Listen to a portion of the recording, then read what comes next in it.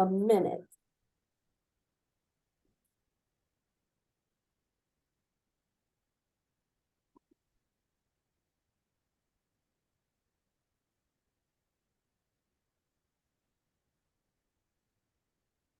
So everybody looks like took off for the month of, or the day of Valentine's. We don't have a very big group today, so yeah.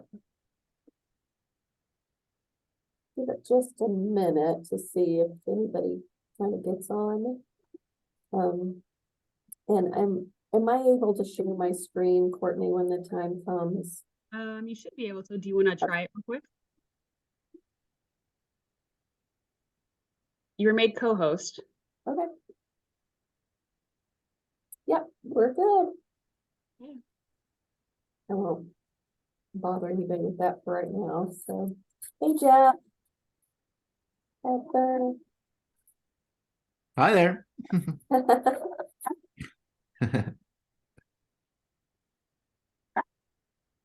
We did get a few more.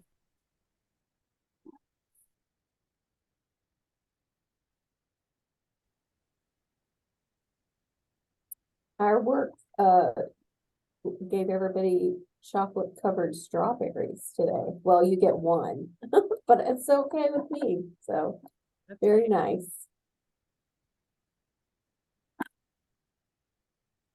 Okay, I'm going to go ahead and start.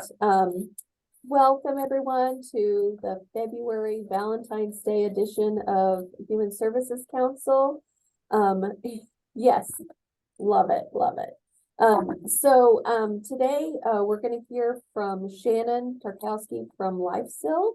And before we get started with her, I'm very quickly going to go over the bylaws. It's the second page, and according to the bylaws that have already been created, we need to present it 1 month and vote on it the next month. So we're going to present it today, show you what changes we're potentially making, and then I'm going to kind of go over it with you for a minute.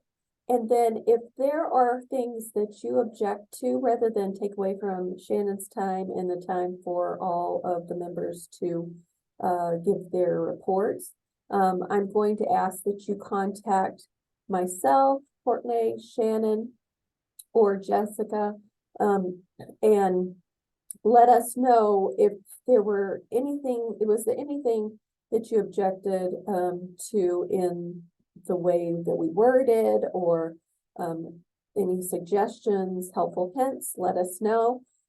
It's just, once we get these things behind us, we won't have to worry about them, hopefully, for a very long time. So I'm going to share my screen.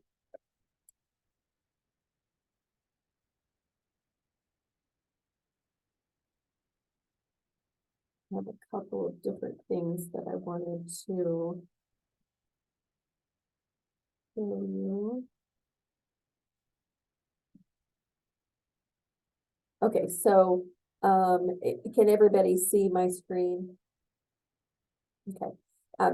I hopefully you see a split screen. Do you? No. Okay, so maybe you only see the very colorful side. Okay, so I'll start with that one.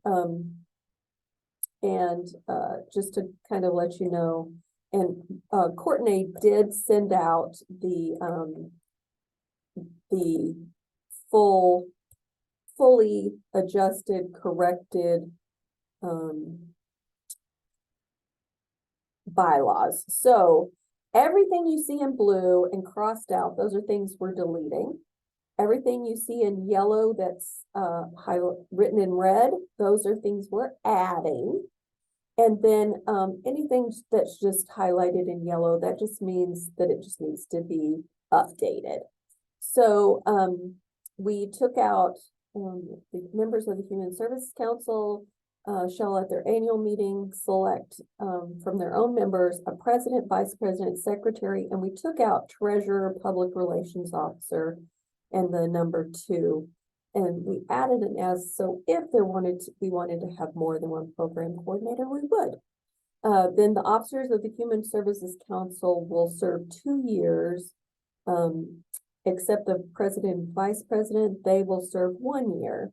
And that's just because that becomes a 2-year term. 1 year as vice president and 1 year as president. That way, everybody has the same thing. You can come back and go through. You can choose to be vice president again. You can, if there's nobody to fulfill it. We just want to give everybody an option to be member of the council officers, but not keep anybody, commit anybody to a super long term. So the officers will alternate years. We took all that out because that really had to do with the original group from 1996. And so we didn't want to get in on that. In the event the president is unavailable, the vice president or other officer will facilitate the meetings and preside over. We have taken the word board out of all of the bylaws because the board actually is just a synonym for officers in this, in the bylaws. So it's really just confusing to have officers and board. So we just took out and preside over officer meetings. So once a month, the officers meet anyway. So that is technically the board too. Okay, preside over the officer meetings and be responsible for the overall activities and direction. In the event of a vacancy occurs, the president shall appoint a new officer until the next annual meeting. And so that'll just be the December meeting. And then we changed board to officer there. Let me see.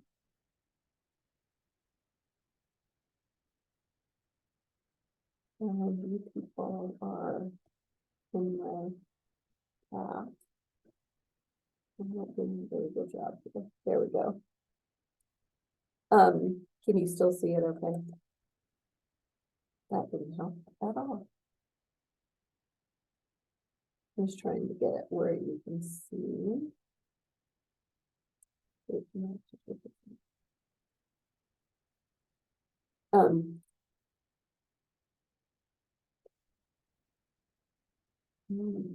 Okay, so this talks about, so we ended right here.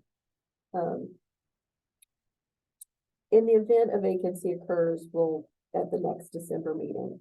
And then the general responsibilities of the officer, we just changed board to the word officer.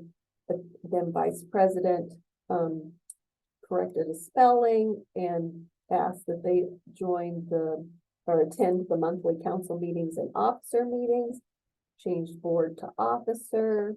And I wouldn't advise you to look through this. If you don't have any corrections, you don't need to do anything. But if you do, please let us know. And then we changed it so everything will happen at the next annual meeting. Board to officer. Changed that, corrected that. No longer have a treasurer because we don't collect dues. Secretary maintains the membership and then distributes mass updates and flyers from the council members and officers. We took out press releases and monthly council newsletters because that wasn't applicable. And then the program coordinator or coordinators recruits and attends monthly council and makes arrangements for speakers, attends monthly council and officer meetings as needed. In addition to the officer responsibilities listed above, each officer is responsible for other duties necessary during the monthly meetings, such as cleanup if we were in person, and accepting responsibility as an officer requires a commitment of time and energy throughout the term. Okay, so all of that was sent to you in our last update from our email from Courtney. And so You can go back and look through that. I'm sure she'll send out the revised. Again, please, Courtney, if you would, send that out and just let them know that we will be voting on that at the next meeting. If you have anything, you can put it in the comments if you would like, or send us an email directly. So without further ado, I'd like to introduce Shannon Tarkowski. She is, works with LifeSil on the non-resident or, sorry. Janet, I'm just gonna let you introduce yourself because I'm having a fit here. So take it away. Good. It's afternoon now. Good afternoon. I'm Shannon Tarkowski. I am the independent living advocate here at LifeSil. Hi, Jessica. Sorry, she just popped in. So I wanted to give you guys a brief overview of LifeSil and what it is we do. And then we're going to jump into also discussing disability etiquette trainings that we can provide and what that might look like if ROSC wanted us to come in, or if, Town of Normal, we're doing one with them like at the end of this week. We've done some at Connect Transit. So what that kind of looks like in practice. And then how you get a hold of us to get one scheduled. Okay. So I am going to attempt to share my screen. Am I a partial host? Yes. Oh, can you make me a co-host?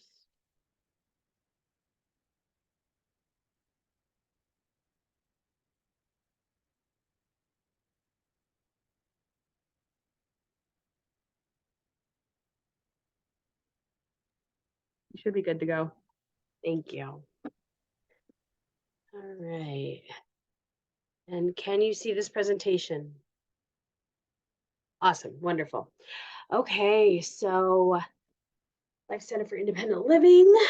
It actually, LifeSil stands for Living Independence for Everyone. So it's all caps and then a space and then Center for Independent Living, CIL. So that's why it's all in caps. They all actually mean something. This is our typical logo. Sometimes you'll just see the little life with the wheelchair and Center for Independent Living, but this is the full logo. It's also what we have typically on our apparel. We've been around since 1985. Centers for Independent Living were established then with the Rehab Act to help people with disabilities. It is a national designation, and there's I believe it's over 500 CILs in the US, and then there's additional CILs around the world. When the Americans with Disabilities Act was signed in 1990, we got some additional kind of duties in it. But that act, it's a human rights or civil rights legislation. The intent is to increase access and opportunities for people with disabilities, all disabilities. It's not just for intellectual disabilities or just for physical disabilities. It's all disabilities. And that disability umbrella expands all the time, right? And now it's estimated that 1 in 4, if you include like deaf and hard of hearing populations, are people with disabilities in the United States, 1 in 4. So that could be a visible disability or a hidden disability, but there's a lot of them. Everybody's out there. Sorry, I saw chat. Okay, so unfortunately, the ADA does not have an enforcement arm. So we're supposed to play nice and advocate, and we do a lot of that here in the community and at the state and national level as well. There's no real stick, right? We talk about the carrot and the stick. There's no stick in the ADA right now. So you can learn more about like the Americans with Disabilities Act, the civil rights movement around disability rights. Crip Camp is a Netflix original movie, and it includes and is, I believe, produced by Judy Human. But a lot of the actors, meaning people who acted at that time in the civil rights period for disability rights in the ADA, they're actually in the movie, and it's kind of from their perspective then and now. It's really good if you haven't seen it. Also kind of shocking at times. So Our SIL is part of the Illinois Network for Centers for Independent Living, also called INSIL.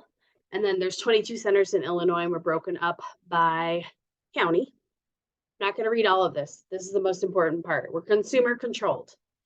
You know, you go to the doctor's office and you're a patient, right? Or you go to your lawyer and you're the client, right? Here we consider the people who come in and we serve them. They're our consumers. Like, we are providing the service. They get to choose what they take and what they leave, right? And it's community based, right? We advocate for everybody who wants to live as independently as they're able to in a community setting, right? So typically nonprofit, we're going to be cross disability. We're not going to only serve one disability over another. And we're going to be non-residential. Again, it's all about being in the community, staying community based. These are our 5 core services. I'm going to talk about them on the next page. And this just kind of says, I included this just so you guys have some background, because I'm going to send this out to everybody. But basically, we have to do all of this to keep receiving funding from the feds. And then we also get to look for other funding sources. So that's fun because we're a nonprofit.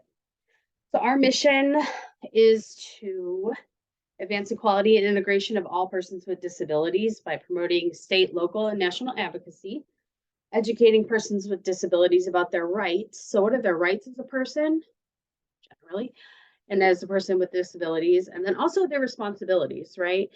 We have a responsibility to know some of these rights. How do we access those rights? How do we advocate better for ourselves, right? We also provide support services and raise community awareness. What I'm doing now, right? And we cover 4 counties: DeWitt, Ford, Livingston, and McLean. And then we also, if somebody calls me from Tazwood and their SIL doesn't have a similar program, I'm going to talk to them about that. We have a pretty good working relationship with the surrounding SILs. So we work with everybody. 5 core services, all SILs anywhere have to do advocacy. So like I said, national, state, independent, or individual. Information and referral. Michelle calls me and says, I'm looking for career service help, maybe somebody to help me pay for some schooling or some uniforms. And I might say, okay, you could reach out to CareerLink, you could reach out to Division of Rehabilitation Services, vocational rehab, and I would give phone numbers and talk to you about what those services they might provide. So that's information and referral. Sometimes it's just, oh, PATH does that, or let's call PATH together, right? We really try not to be like, oh, Courtenay, just call this number, they'll help you. How many times do we get passed around? That's really frustrating. We don't want to do that. So we'll help that person through that process. Independent living skills, that's me for the most part. That can go from budgeting to shopping. Like, when we're shopping, how do we pick what we want, right? Do you need 30 rolls of toilet paper? You live alone, right? So what are you going to buy? I also do like social skills. I do high school kind of transition skills into adulthood. What do you need to know to be ready for work? How do I talk on the phone? That's a good one. Right. We also do peer support and mentoring. SILs are staffed by at least 51% people with disabilities. Our boards are mandated to be at least 51% people with disabilities. Currently, we're 100% staff are people with disabilities. And then transition is kind of 3 prongs. It's help people get out of nursing homes or other institutions, right? Help people stay out of nursing homes and other institutions, whether that's like, I don't want to live in a group home. I want to live independently. Okay, let's work on your skills so you can maintain that independence. And the third transition is from like high school life into adult life, right? We also do a lot of other stuff, and it's all here. And if you have specific questions there, I can help you. But I do want to mention our disability etiquette training because people perked up. Basically, you can call the center and say, I want to set up a disability etiquette training, and you'll either get me or Conan, and we'll actually come out to your business and or organization, however you want to call it, and we'll train your staff, right? We'll have this conversation. We'll talk about, not really a specific disability unless you or your organization only deals with a specific kind of disability. But usually we just say overall, we try to use person first language unless the person doesn't like that, right? So I'm a person with anxiety and depression, right? Or I have those conditions, right? Um, I am not wheelchair bound. I use a wheelchair, right?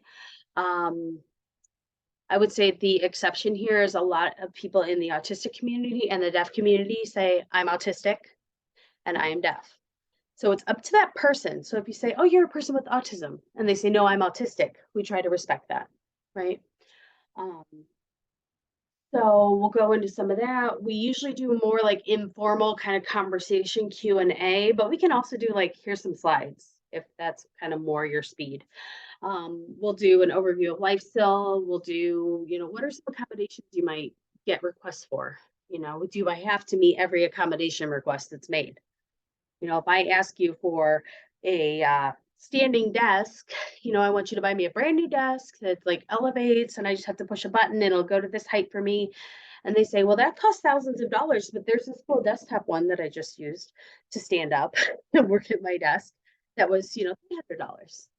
Okay, that still meets my need, right? I can stand up. So that's kind of a conversation we have about accommodations. What's your organization's responsibility regarding accessibility, right? Can I get into your business? Are you public? Can I actually access it if I use a wheelchair or a walker? Or do I have to climb a flight of stairs, right? We also do like site accessibility surveys. Like we've gone out and done that for the Bloomington Election Committee. So you notice some of the sites that you used to go to for voting in Bloomington are no longer sites. Like one of the places out in Miller Park, was it the pavilion or another building? That's been changed, right? It was not accessible. They didn't have accessible restrooms. There's been a few changes like that. And again, independent living philosophy says the person with the disability has the right and responsibility to take part in that decision making about their own lives. So don't do it for me. Teach me how to do it. Don't tell me where I have to live. Ask me where I want to live, right? Help me get the skills or create the supports in our community that we can all be integrated together, right? We're not supposed to be segregated, right? So we've always talked about that in terms of race in our country, but now it's also like disability has been very much separated and we're trying to make sure everything is more integrated again. So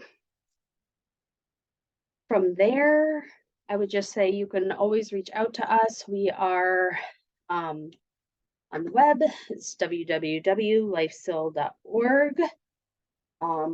All one word, online, of course. I'm gonna stop sharing. Can I answer any questions? I don't want to go too long. This Yeah. is Darla from Faith in Action. I have a question for you. Yep.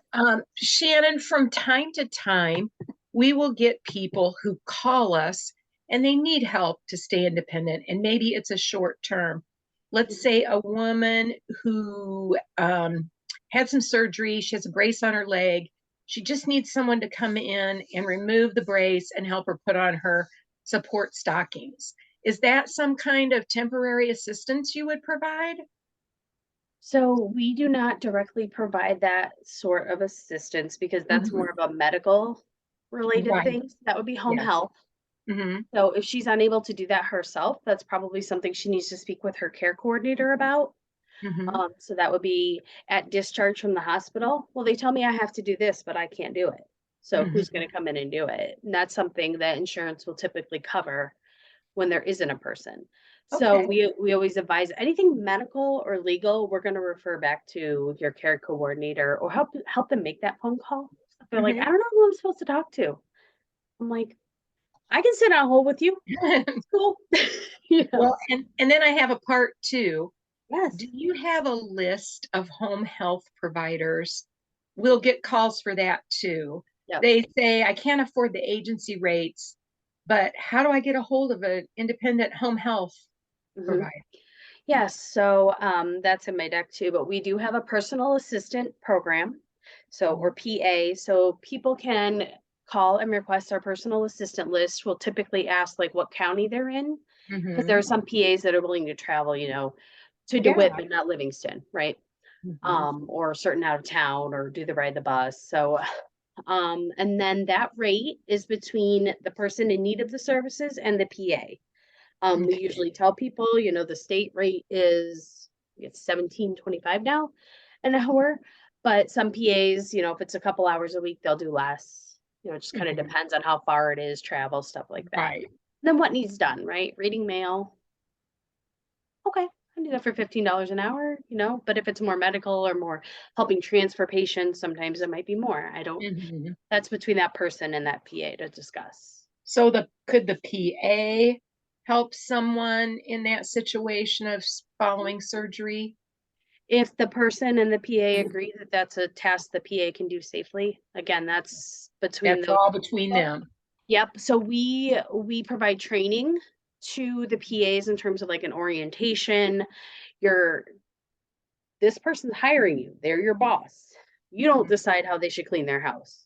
If they Right. want you to, wash that dish with your left hand, okay, right? Obviously a trivial example, but Right. if they don't want you to use Pine Sol because they don't like the smell, you don't get to say, well, I only clean with Pine Sol. Which we have had some agencies come in and be like, well, I only wash with Dawn. I'm like, well, my consumer can't afford Dawn, right? Right. So this is what we have, right? Mhm. And that's some self-advocacy on the part of the consumer, right? So another one of those fun skills I teach. So Thank you. you're welcome. And then we don't provide transportation directly, just so everybody's clear on that, or housing, but we do have connections with transportation, so I can help you, get to the right person with Connect Mobility or print out an application for you. I scribe, I write down people's applications for them a lot of the time. Those spaces are really tiny, and disability, some of the processing, some of the developmental disabilities, fine motor skills are hard, right? So writing on applications so it's legible, I can help with those kind of things, housing applications, getting stuff printed, faxing things for consumers. And again, it's pretty much if a person or someone in your family is, connected with disability, we typically can provide services, even if it's just information and referral, or I need this printed so I can go to the Medicaid office. I got you. Right? Those can be hard things to access when you don't have a lot of extra money in your budget, which I know we all know is Yeah. everyone we serve. Thank you, Shannon. I know that I've used LifeSell in the past for durable equipment. Yeah. A walker and things like that. So that was very helpful. What a great service. Yeah. And then Please don't buy crutches. Don't buy No, walkers. Call mm-mm. us. And Okay. do you have an age limit? Nope. We serve people with disabilities basically from birth all the way through life. Okay. Now there may be services like if we get a parent that calls and says, oh, my 2.5-year-old, I'm not sure. I think they need a screening. I'm going to refer to Easter Seals because they are Yes. our community's like expert, right? Yes. So again, that's that information and referral piece. I'm going to try not to duplicate services because I'm not trained in that, right? Right. And I'm self-trained in a lot of the stuff I do. So Sure. if people call me, I'm like, I will find out. We will figure this out together. Right. Yeah. And That's I'm great. up for that too. Yes, we appreciate LifeSell is definitely a pillar in our community for services for a lot of people. So thank you very much. If you have any other questions, I know Shannon would love to hear from you. I'm also going, Shannon, if you would put your name in the chat. Shannon is the person you're going to send any flyers to that you want sent out. She will be the one that sends those out to the group. So please keep that in mind and send those directly to her. If you accidentally send it to me or Courtney or Jessica, that's just fine. We will funnel it to Shannon. So any way you get those to us, we're fine. I wanted to remind you, we have a little bit of time. We have about 30 minutes. And so for everybody, just that'll give us about 3 or 4 minutes each to speak, and then 2 to 3. And then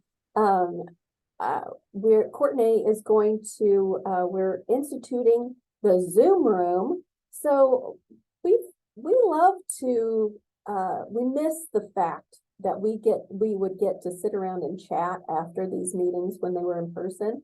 So we have a Zoom room till 1:30, and it's just for fun. So come and chat with us, stay on as long as you want to, join, just listen in, whatever you would like. Please stay on and do that. If you have to leave early, please let me know, and I'll try to get you sooner in the list of giving shout outs for your agency. But I'm going to start with Darla. Go ahead, since you were speaking right before. Anything for Faith in Action? Okay, thank you.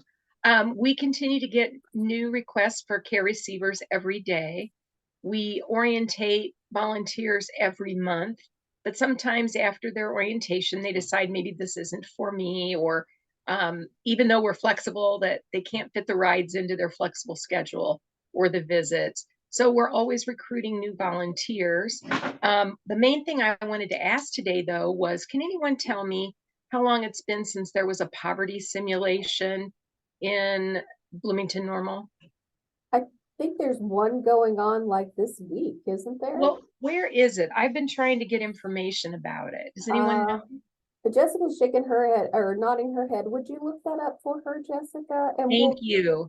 put it in the chat. Yeah, I think that they're short on volunteers, or they were the last time I saw. But Okay, very powerful. If you haven't done that before, it is. you need to get involved. Well, I'm writing a grant to get some educational training for our volunteers, anything that would help them feel more comfortable in their role. And one of the things I wanted to include was the poverty simulation. And we're going to do this, if we get the funding, in joint with the ARC, and it would be open to our volunteers as well as ARC members. But I was curious. Oh, I see I have a link. Thank you. Yes, thanks, Jessica. That's all I have Appreciate for it. now. Yeah. Chris with PATH. Sorry, Shannon. Yep. Hi. So at PATH, there's no real new developments here. Things are still going as usual. We're still sort of keeping an eye out for potential assistant directors for the call center and database departments. And otherwise, I guess I can also mention the 211 side is currently working on adding 3 new counties in northwestern Illinois. Doesn't really have any bearing on you guys, but it's a new thing here. And otherwise, yeah, any new changes to your programs, let me know, and we'll get that updated in our database. Thank you. And Chris, do we have someone that's over the homeless?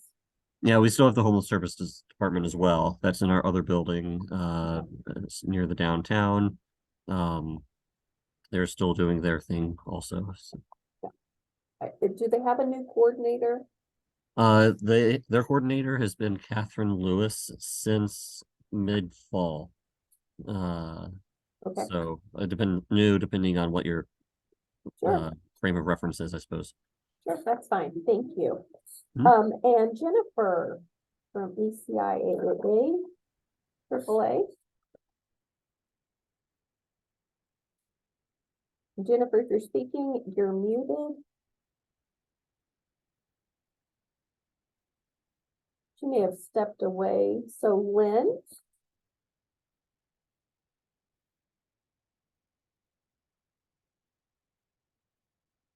And Lynn is muted also. Oh, there you are, Lynn. Hi. Hi. My name is Lynn Dillon. I am the new family coordinator at Parkside Elementary. But Awesome. fun fact, I graduated from Illinois State University in 1987 Okay. and started working at the American Red Cross. So I started attending Human Service Council meetings way back then. Yes. So I started my career doing it. Now I'm ending my career doing it. Good. Well, welcome. Welcome back. Thank Yeah. you. Yeah. And do you have any updates from Parkside or anything we can do for you? No, I'm just thrilled to be a part of this organization in this capacity in Unit 5, but I'm just collecting all the information I can and seeing what resources our family coordinators have already put together and start my own, but this is very helpful to be a part of. Yeah. this group. So thank you. Reach out to us if you have anything that comes up. We'd love to connect you with the Okay. right person. Thank Yeah. you. Thank you. Yeah. Yes. And what about Rebecca? Is she still on here? I'm not sure. Heather.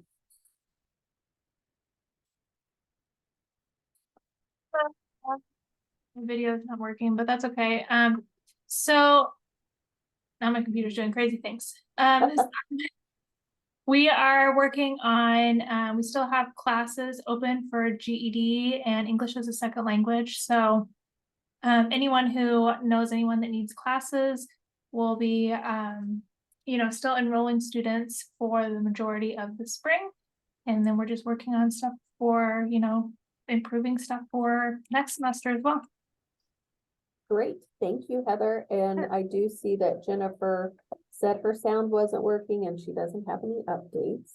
What about Jeff? Heather, Michelle, can I ask a question? Yes, please. Heather, are you also, do you do the literacy stuff out there too? Yeah, so we have basically it's our GED program, but if they're like learning basic reading or math, it's the lower levels. Yes, so this is a person with a disability who was kind of passed through the educational system without achieving a lot of reading success. If someone has a high school diploma, but they're not college ready, they can join our program. And we put them, that's why we call it high school equivalency, because it's not, everybody's not trying to get a GED. Okay, thank you. So yeah, we do that. Gotcha. And Jeff, did you have something?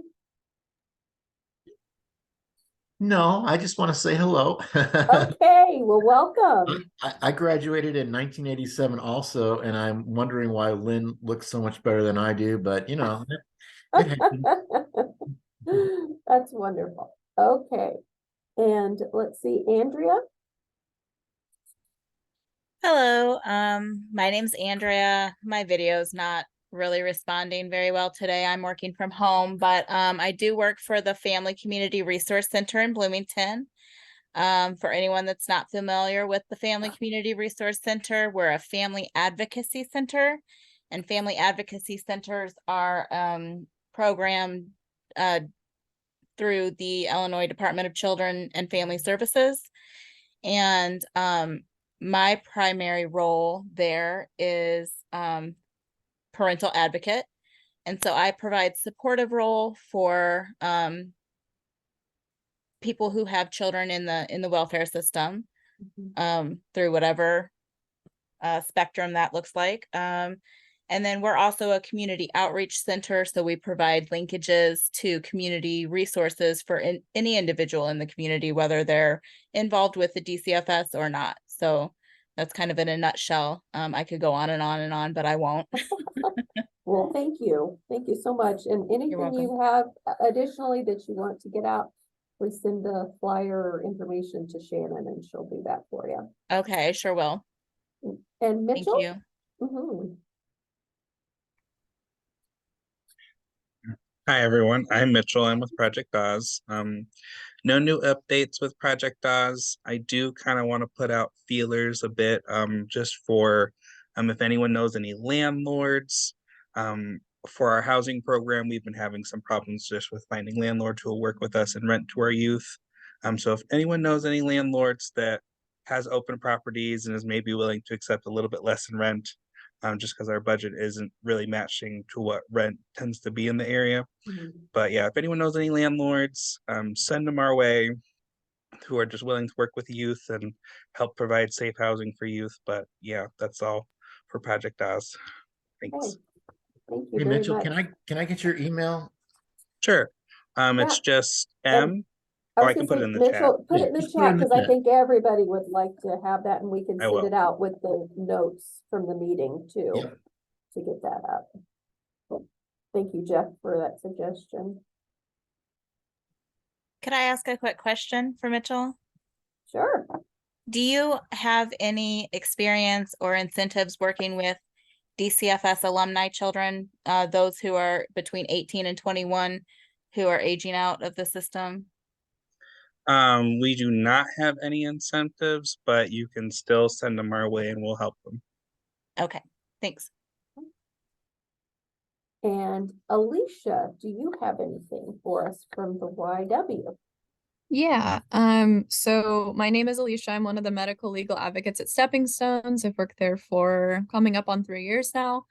If you have any clients that have sexual assault in their past, we'd be happy to help them, send them our way. We'll do intakes, we'll get them resources, which is why I come here, so I know what the resources are so I can refer them.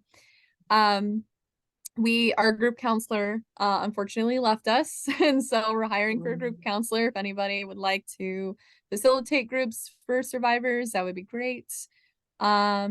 We also have confirmed 3 clothesline projects for our SAM month coming up in April. We're still waiting for flyers, so once we have those, I will send them to, I think, Courtenay, I think is your name. I will send it to you, and then she can send it out that way. But if you would like physical copies, we'll see what we can do to get it to your agency. We also have a walk in the works for Miller Park for survivors, and so all the details are being ironed out for that. But other than that, that's all my updates. That's great. And Alicia, if you wouldn't mind sending those to Shannon, she's our point person for getting out the information. So Absolutely. that would can be great. definitely do that. And her information is in the chat too. So if you know of someone, speaking of the chat, if you know of someone that you think we should be sending invitations to, please get those to us too. You can put the emails and names in the chat, and we'll add them to the list. We'd love to have them join us. And then Jessica, do you have anything from Heartland? I don't know if I should share or not, but I work at Heartland Community College. We are looking forward to the Clothesline project coming up. And then we are hiring for 2 full-time counselors. Also, counselors are in high demand right now. They are. So, but I'm not at liberty to discuss if anyone decides to apply, but the applications are on our website and we are looking for applicants. Okay, that's great. And you get to work with the Jessica Jackson. So that's like a bonus thing too. So Courtney, do you have anything? I'm Courtney Crossan. I own the Healing Collective in downtown Bloomington. Just a heads up that the trauma-focused restorative yoga classes will resume on March the 7th. They're every other Tuesday starting at 6 o'clock. They run for 90 minutes. They're very small classes, usually 6 people or less, in order to provide some containment and a shared experience for all. You can check the website, which I'll put in the chat, if you want to keep an eye on what those dates are coming. It'll be scheduled through at least through July, and then closer to July, we'll schedule for the rest of the year. So yeah, keep an eye on that. That's wonderful. And Shannon, did you have any announcements besides what you were talking about? I think that's good, but I feel like maybe Lynn, I didn't have your email. Thanks for sending that to me. If anybody, I'm going to send an email out with my presentation after this. If you didn't get it sometime today, please send me an email back. Just send me an email, shannon@lifesil.org, and then I'll make sure you're on the list. Okay. Thank you. Yeah, that's great. That's wonderful. And for the library, all of our programs are outside the building right now. We do have some kind of passive programs that we're doing in the children's department for kids anytime they walk in. There's little activities. One thing that we're doing for Black History Month this month is a wall of self-portraits, and they have did you know Crayola crayons come in all of the different skin tones now? There's a specific pack that is your skin tones. And so there's a lot of, you can draw a picture of yourself or use that color of construction paper. And it's really a beautiful thing to see, just all the colors that are represented in our neighborhoods. So I really appreciate that. And then we also are having some other Black history programs that are going on right now. And so please check out our website, bloomingtonlibrary.org. Most of those are Zoomable. And so since you're here, I know that that's a possibility for you. So please hop on and join us for those. I think that may be all. We're through early. We'll go ahead and start the Zoom room. We can have Courtney stop the recording, so all of our silliness and fun